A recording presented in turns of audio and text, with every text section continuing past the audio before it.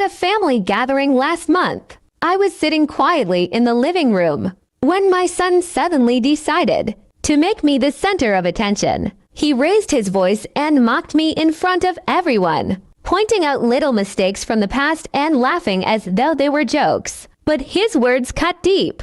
I felt small, belittled, and humiliated while relatives chuckled awkwardly. I tried to smile and brush it off, but inside I was shaking. I had raised him with love and sacrificed so much for him.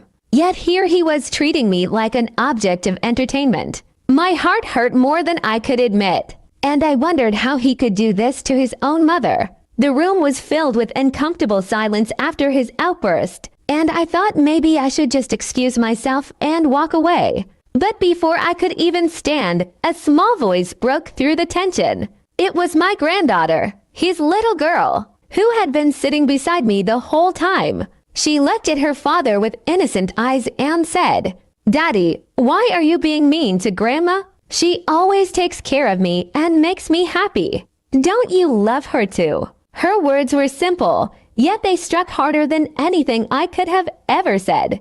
The entire room froze. My son's face turned pale, and for the first time that evening, he was speechless. The laughter and smirks around the room disappeared, replaced by stunned silence. All eyes were now on him, waiting for his reaction. I could see his lips tremble, as though he wanted to defend himself, but nothing came out. My granddaughter's honesty had held a mirror to his behavior. He looked down at the floor, avoiding everyone's gaze, clearly ashamed of what he had done. My relatives shifted uncomfortably in their seats, and a few even glanced at me with sympathy. My granddaughter, however, stayed right next to me, holding my hand tightly, as if to reassure me that I wasn't alone. That tiny hand gave me strength I didn't know I needed. Finally, my son sighed and muttered, "I'm sorry, Mom." His voice cracked with guilt. The words were quiet, but they carried the weight of regret. He knew he had crossed a line, and he couldn't undo the pain he caused.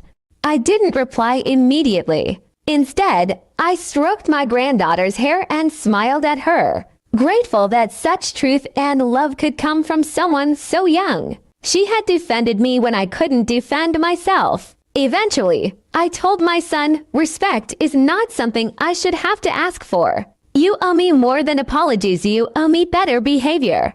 My voice was calm, but firm. He nodded, still unable to meet my eyes. The gathering carried on after that, but nothing felt the same. My son was quiet for the rest of the evening, and I noticed how he stayed unusually close to his daughter, perhaps reflecting on her words. That day taught me something powerful. Sometimes the purest truth comes from a child's mouth. My granddaughter, as innocent honesty, not only silenced her father, but also reminded me that love and respect should never be taken for granted.